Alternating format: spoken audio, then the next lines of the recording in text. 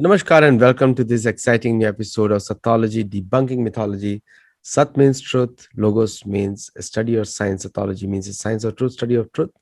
Opposite of that is mythology, which means a study of fake, lie, or imagination. Even the Western world doesn't call their own cultural systems as mythology, but they dare to call all ancient Indian history, all ancient South American history, all ancient Southeast Asian history, and including Chinese history as mythology. So, without delay, we have a very, very special guest. Always he's there with us, and a good friend and amazing analyst. I know I love the frankness that he brings to us to our shows here. So without delay, let us welcome Shri Abhijit Iyer Mitra. Thanks for having me on. Well. So Abhijit, like lots of things have happened, and the one of the things which has happened is the American president's first outreach to Europe, and it has been a disaster by many accounts, but it has been also been a success from many accounts. What is your view on that? Look, the point is, I am going to wait till I talk to my friends from several European governments and then figure out if it was a success or not. I'll tell you why, because this press can't be trusted to hold Biden to account. All right. They have turned so far into the crazy libtard left that it doesn't matter what was said, they will report it a certain way. I have zero trust in the press. My own thing was it was little to no change in policy whatsoever, which begs the question, how exactly was Trump any different from Biden? That is true. Now, coming like we have, you said the right thing about the press. Nowadays the press is one of the it's a show. It's no longer a news. It's a show now. And Vice President's visit to South America was like she gave a stark warning in Guatemala: you cannot come. And she said it. She said it in Mexico also. And you said the right How thing. is you cannot come different from build a wall? That's right. It's the same thing. Same thing. Same thing. And this is the thing. She is so callous. She refuses to go down to the border and check what's happening. I haven't been to Europe, as she said. Well, it tells you a lot that you have a vice president who has never been to the cradle of your own civilization, which is Europe. I mean, what kind of an illiterate bum in this day and age with her disposable income has not been to Europe? I mean, you have to be a seriously tasteless cretin that this late in your life you haven't been to Europe. This is not a line you expect from a so-called globalist party. This is something you would hear an absolute. Do you remember how much fun they made of Sarah Palin for saying, what was your international experience? Oh, I could see Alaska. I could see Russia from it. Russia from my window in Alaska. She could at least see Russia. Kamala can't even see Europe, leave alone go there. I mean, how much more redneck can you get than that? And the another thing which is happening is the G7, which is, you must be observing it very closely. And uh, Indian response to that was one health, one world. Are we really moving towards one world government, or it's just an utopian academic idea by somebody, This libtard world, from? it started off when Albert Einstein was alive. It was called world government. Then it turned to, global governance. It keeps reinventing itself. It's the same charade played over and over and over again. It's a bad play in 10 parts, and it just keeps repeating over and over and over again because it's great for doing, networking and socializing and things like that. Everybody knows it's not going to work. It's never going to work. No matter how much technology progresses, it isn't going to work. But they pretend, it can happen. Why? Because it's their free business class trips and things like that. And they realize, because after COVID, workplaces have realized you don't actually need to be sending your executives staying in five-star hotels, traveling business or first class abroad. You could just as well do a Zoom meeting. They want something new to start up this whole travel free holiday extravaganza again. That's it. You know, it's So a it's a load of crock shit. no, it's the whole thing of spend economy versus savings economy, and I think India was saved by the savings during this pandemic, not by the spending But actually. it's also being killed by the savings, because this is exactly the time when you pump a huge amount of money. You can't be worried about deficits at this point of time. You pump in money into the economy to spur demand, which is not being done. I was talking to a group of CEOs yesterday at one conference, and I was one of the speakers there. And one thing came to my mind, that how shallow is the Indian entrepreneurs, how scared they are now from Indian entrepreneurs, very successful companies. They've created big apps in India. They are scared of deplatformization by the Google App Store and Apple App Store, because the moment they have to take an approval for their apps to function over there.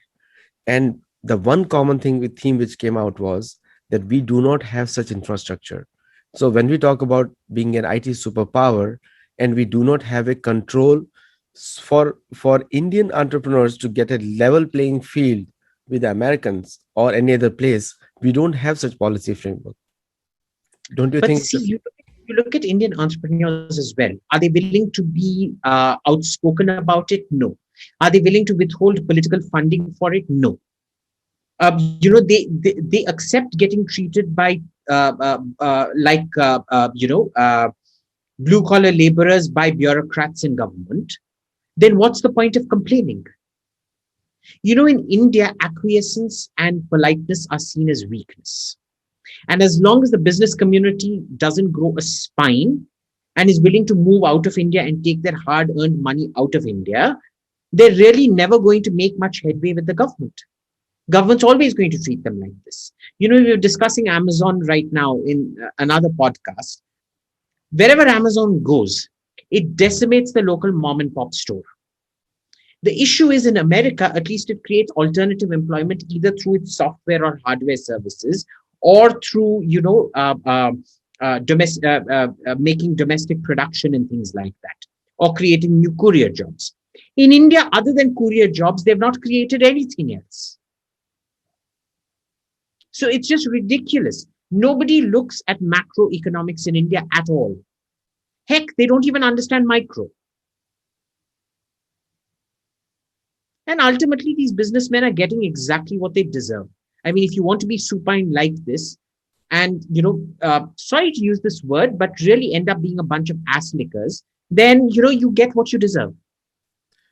So the one of the common themes which came up in my discussions with many forums was that the Amazon ate Netflix. Literally, now Netflix has become independent of Amazon. Also, they're not hosted on Amazon servers fully, but initially they ate up Netflix when they started Amazon Prime. Now this they have done to American corporations. Another thing they have replaced is Walmart to large extent, but not to the same extent. Walmart has come back, and because they have the financial withdrawal, Costco has come back with their bulk purchasing might. But India doesn't have that option. The mom. I actually see this as a positive that Amazon did, because every business should seek to expand. Right? In India, the problem is we want our micro to stay micro, our small to stay small, our medium to stay medium, and that's it. We don't want you to expand, because every time we expand, the kind of regulatory crap we throw at you is disproportionate. So, if you go even one employee over the threshold to become, say, medium from small, your regulatory and paperwork requirements increase drastically. And we just don't get it. You should be protecting, not adding, burdens. They don't get first principles. So innovation in the US or every other country, including India, lies in the villages. And those people Not, take the maximum I risks. don't agree with this, because in Indian so-called innovation is not innovation at all. It is low level adjustment. It is not innovation in any sense of the word. It is really a price point variation, a price point driven fusion of other things. It is nothing that can be marketed or converted into a monetizable commodity. All right. So India innovation is non-existent. What innovation exists all gets sucked into America or Europe, mostly to America. In America, again, I'm not seeing innovation at villages, though I am seeing innovation at the micro and small, but that is more the nature of the information revolution. That all the huge leaps, they say a great battle is the sum of a great victory is the sum of a lot of small victories. So great product leaps are actually the sum of a lot of small product leaps that have been enabled by the information revolution and the way the information economy works, but not entirely villages. In fact, we're seeing most of the innovation happen in big cities, because big cities have a very curious way of bringing together ideas that small areas simply cannot. See, one is innovation in the tech space, but another is the innovation in the space of new products for the public sector, for the consumption, mass consumption. 80% of the American firms founded in the small cities, like I will take example in Kansas. I've seen 2 3 large firms came out in last 5 years. They've crossed $1 billion. One of them is a equipment manufacturer for the power tools. Now, in India, there are a couple of firms who have also manufactured the same level of tools and other things in the Class B cities. So, do you think the large tech education academic institutions like IITs have failed in the innovation space? But IIT never got into the innovation space. It was always meant to be about teaching you through rote and things like that. It was never meant to be about R&D and things. In IIT Delhi, for example, when I was at the University of New Mexico, they have their own research reactor out there, nuclear reactor. In India, at IIT and University of New Mexico, Albuquerque is like a second tier university. In Delhi, IIT is your top level university. JNU is your top level university. Where are the nuclear reactors? So it's just one of those things. You don't invest in human capital, and when you grow up to a certain scale, because you need additional skilled manpower and things like that, you have to end up moving to cities. Sometimes what happens, like we've seen with Boeing, is that the wokeness got so bad in Seattle that they had to move to North Carolina. And even in North Carolina, what's happening is the Boeing 787 Dreamliners manufactured in North Carolina seem to have far, far more defects than the ones being manufactured in Seattle. Why? Because the workforce isn't fully trained up. Training takes a very, very long time. And to get North Carolina there, I suspect once North Carolina becomes a target for all investment, the Wokes will also move there and destroy North Carolina, like they're destroying Seattle at the moment. But and in spite of that, Boeing is going to move more production to North Carolina. Yeah, Austin has seen the same thing. Austin, Texas, used to be a very progressive city, and now it is rattled with the woke culture right now. Now, in this new space, now that when we talk about innovation, which is important matter for discussion for all of us, because the new products bring new revenues. So, do you think is the right model bringing new products and new revenues, or new services and new revenues? Because I have a question on that also. What is the right product model for who? Like for example, that every time you build up a new product for more revenues, instead of working on improvising the old products and old things, do you think it's a good model, because you spend so much time in research and the returns are negligible? Look, the thing is, I think the rate of replacement that we're going at now, where a phone is obsolete in 6 to 9 months, That's right. is completely unsustainable. At some point of time, the market is going to crack. You won't know when it happens, because when it happens, it's going to happen very, very suddenly. It's also ecologically unsustainable, because the amount of waste that comes out of phones and electronics and things like that.